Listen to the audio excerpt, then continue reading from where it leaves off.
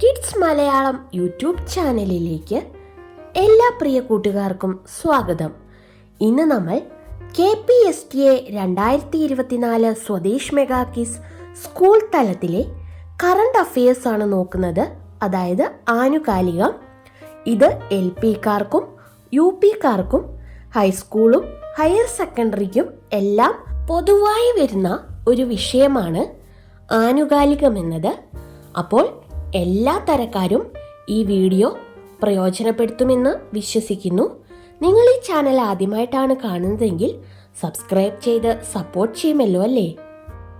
2024 May മാസത്തിൽ India വിജയകരമായി പരീക്ഷിച്ച missile Rudram. Can ചലച്ചിത്രമേളയിൽ ഛായാഗ്രഹണ രംഗത്തെ സംഭാവനയ്ക്കുള്ള പിയർ അജന്യു പുരസ്കാരത്തിന് അർഹനായ മലയാളി ഛായാഗ്രാഹകൻ ആരാണ്? സന്തോഷ് ശിവൻ. ഈ നേട്ടം കരസ്ഥമാക്കുന്ന ആദ്യ ഏഷ്യക്കാരനാണ്. സ്കൂൾ കുട്ടികളിലെ ലഹരി ഉപയോഗം തടയാൻ വിദ്യാലയങ്ങളിൽ എക്സൈസ് ആരംഭിച്ച പദ്ധതി നേർവഴി.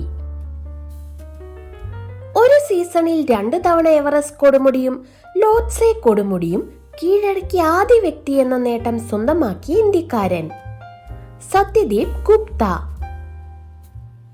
പാലസ്തീൻ പ്രശ്നത്തെ കേന്ദ്ര പ്രമേയമാക്കി ഷീല ടോമി എഴുതിയ നോവൽ ആ നദിയോട് പേര് ചോദിക്കരുത്. അടുത്തിടെ സൗരയൂഥത്തിന് പുറത്ത് ഗ്ലീസ് 12b എന്ന ഗ്രഹത്തെ കണ്ടെത്തിയ സ്പേസ് ഏജൻസി നാസ.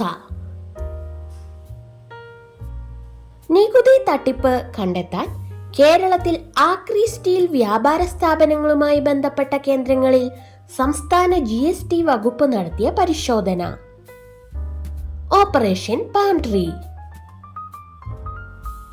എവറസ്റ്റ് കീഴടക്കിയ ഏറ്റവും പ്രായം കുറഞ്ഞ ഇന്ത്യക്കാരി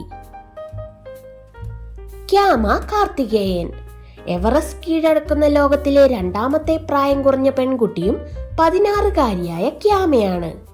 2024 80 വർഷം പൂർത്തിയാക്കുന്ന വൈക്കം മുഹമ്മദ് ബഷീറിന്റെ നോവൽ ബാല്യകാല സഖി. കുട്ടികളിലെ ചിന്താശേഷിയും സർഗാത്മകതയും സംരംഭകത്വ മനോഭാവവും വളർത്തിയെടുക്കാൻ കുടുംബശ്രീ ആരംഭിച്ച പദ്ധതി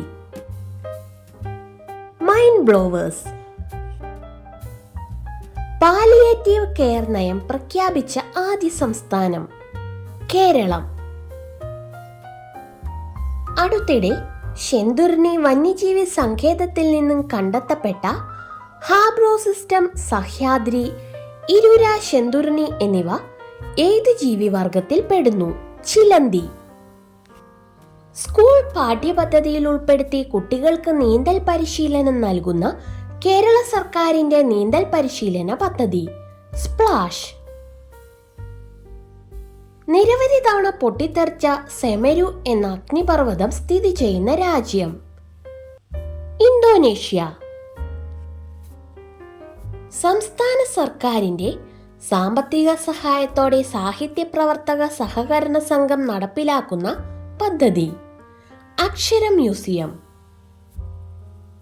ആനകളെ നിരീക്ഷിക്കുന്നതിനു വേണ്ടി റെയിൽവേയുടെ പുതിയ AI പദ്ധതി ഗജരാജ. 2024 മെയ്യിൽ 100ാം സമാധി വാർഷിക ദിനം ആചരിക്കുന്ന നവോത്ഥാന നായകൻ ചട്ടമ്പി സ്വാമികൾ. ചട്ടമ്പി സ്വാമികളുടെ 100ാം സമാധി വാർഷികം അറിയപ്പെടുന്നത് മഹാഗുരുവർഷം 2024. ചന്ദ്രനിൽ ആദ്യമായി റെയിൽവേ സംവിധാനം നിർമ്മിക്കാൻ പദ്ധതിയിടുന്ന സ്പേസ് ഏജൻസി നാസ. പദ്ധതിക്ക് നൽകിയിരിക്കുന്ന പേര് ഫ്ലോട്ട്. സൗരോർജോൽപാദനത്തിൽ ഇന്ത്യ ഏത് രാജ്യത്തെ പിന്തള്ളിയാണ് 3ാം സ്ഥാനത്തെത്തിയത്? ജപ്പാൻ. 1ാം സ്ഥാനത്ത് ചൈന, 2ാം സ്ഥാനം അമേരിക്ക, 3ാം സ്ഥാനം ഇന്ത്യ, 4ാം സ്ഥാനം ജപ്പാൻ. കാപ്പ ചുമത്തിയവരെയും പിടികിട്ടാപ്പുള്ളികളെയും പിടികൂടുക എന്ന ലക്ഷ്യത്തോടെ കേരള പോലീസ് നടത്തുന്ന ഓപ്പറേഷൻ ആഗ്. 2024 മെയ്യിൽ മെഴുക് ഉപയോഗിച്ച് പ്രവർത്തിക്കുന്ന SR-75 എന്ന റോക്കറ്റ് വിജയകരമായി വിക്ഷേപിച്ച രാജ്യം? ജർമ്മനി. ജാനകിക്കാട് ഇക്കോ ടൂറിസം സെന്ററിൽ നിന്ന് സർവേയിൽ കണ്ടെത്തിയ Sri Lanka bay oval, oriental scopes oval എന്നിവ ഏത് പക്ഷിവർഗത്തിൽ പെടുന്നു? മൂങ്ങ.